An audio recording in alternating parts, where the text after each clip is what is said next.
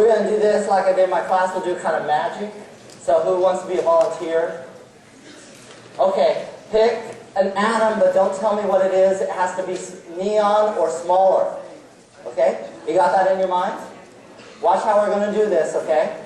She just picked an atom. I'm going to draw the MO diagram without knowing what it is. Okay? This is how easy it is because the diagram's the same every single time. Okay, all she has to tell me is it oxygen or larger, or is it nitrogen or smaller? That's all I have to know. Okay, so I know it's going to be nitrogen or smaller. So the picture must look as follows. Again, I don't know what it is. Is that okay? All right, so you put energy here. Yeah, you honestly don't need to know what it is until the very end. Okay, and I'm just going to call it molecule A. So there's A2. You're going to put each atom on the outermost parts of it. So the molecule's in the middle, the atoms are on the outside. Then what you're going to do is put all the atomic orbitals in. So now, I'm going to have a 1s orbital, a 2s, and a 2p. 3 lines for the 2p because there's three 2p orbitals.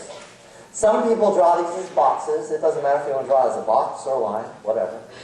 And then on the other side, do the same thing. So there's a 2p, there's a 2s, and there's a 1s.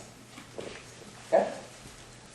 It's always going to be like that because that's how the electrons fill. It goes 1s2, 2s2, 2p6, and then goes to 3s2. But we're not going to go into the third orbit for this class. Okay, now I'm going to start at the bottom and draw everything in.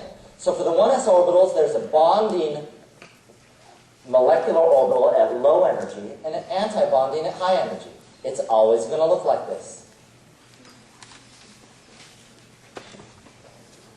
The one at the bottom, see how there's one line here?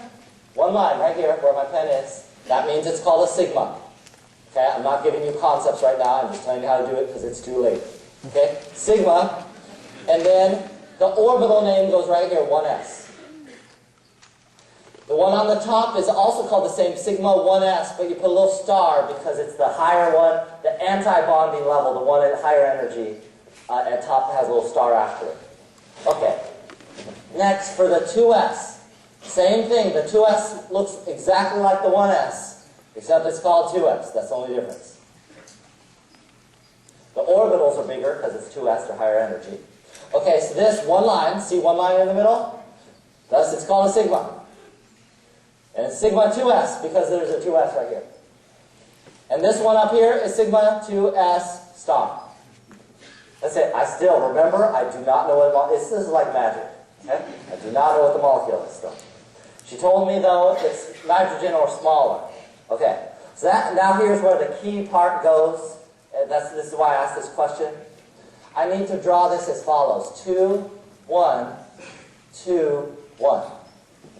While you're drawing that, I'll show you. This is in your text as well. If you want more details, you can ask me afterwards. It has to do with the size of the atom and how the orbitals overlap, how well they can overlap because of the size of the atom. But there's something in your text you need to know. Here's just a schematic of it. So I'm going to pull this away for a minute. If it's nitrogen or smaller, see how the two P's fill 2, 1, 2, 1? If it's bigger than nitrogen, so oxygen or larger, it goes 1, 2, 2, 1. Okay, that you got to remember all by yourself. Okay, this is in your text, so take a look at it if you're not familiar with this. Now I'm going to go back to our picture. Okay, we're doing the higher picture here, the one that's for nitrogen and smaller. Okay, so I did 2, 1, 2, 1, connect the dots. Now some people don't draw the part on the outside, that's up to you. I always draw these atomic orbitals, some people don't. Your book sometimes doesn't. Now name these. See how there's 2 lines? Pi.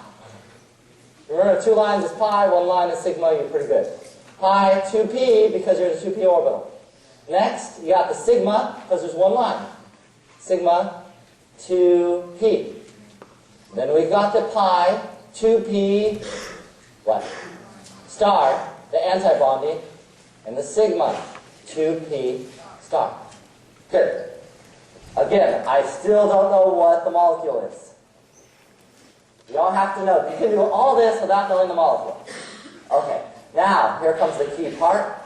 I've done everything I can now. Now I'm going to go to the molecule, so please reveal your answer.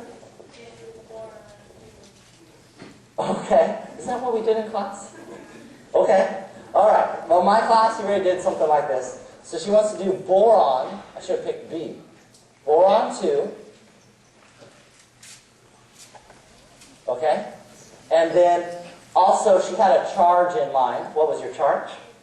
2 minus 3? Okay. This is getting into chemical ridiculousness. Is it okay if I just do 2 minus? I'll show you what would happen with 3 minus. It's just not practical. Okay, 2 minus. Okay. Usually things don't have like a 3 plus or a 3 minus charge when you're talking about these diatomics. Okay, now, here's what you do. Since it's boron 2 minus, just for accounting, I'm going to make both of these B minus. Because when both the minuses come together, there's 2 minus. One from each side. Okay, so that means its electron configuration is 1s2, 2s2, 2p what?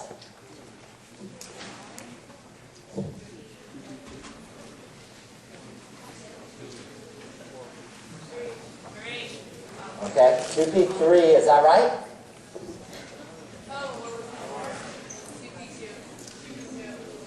2p2, okay, is that right? I don't know, I'm just writing it down. I can hardly see this thing with this angle. Yeah, a B minus, that's just like carbon. Is that okay?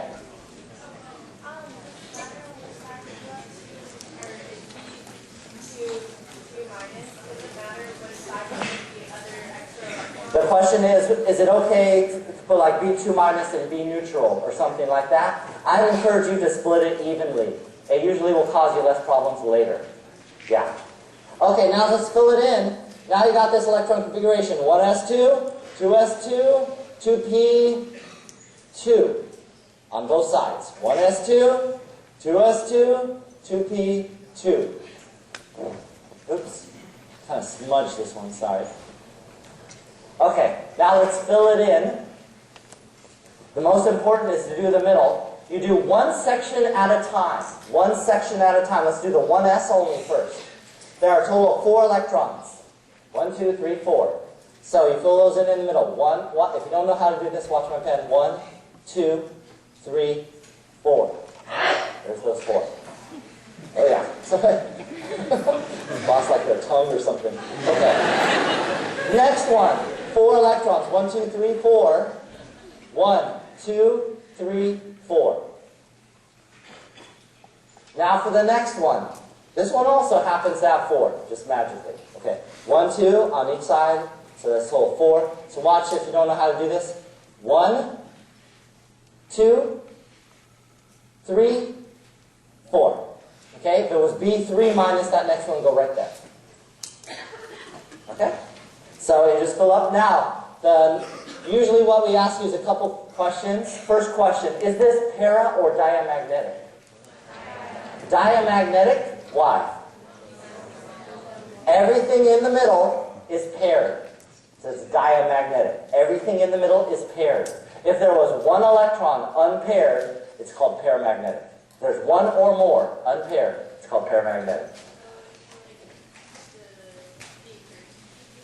Yeah, if it was B2, 3 minus, it would be paramagnetic. Okay, the next thing is the bond order. Here's how I do the bond order. You pick your highest orbital that has electrons, that's the 2p. Pick your highest orbital that has electrons. You count the electrons without a star and subtract them from the ones that do have a star. So there's 2, 4 in orbitals that have no star. Bonding orbitals. So it's 4 minus number of electrons in anti-bonding orbitals, or ones with stars. And you see there's 0 up here. 0. Divided by 2. Always divide by 2. And so this will be 2. What kind of bond is that? Double bond. It's a double bond. 2 means double. And that's it. Okay? So there's your MO. Let's stop it and restart it for the sigma and pi's.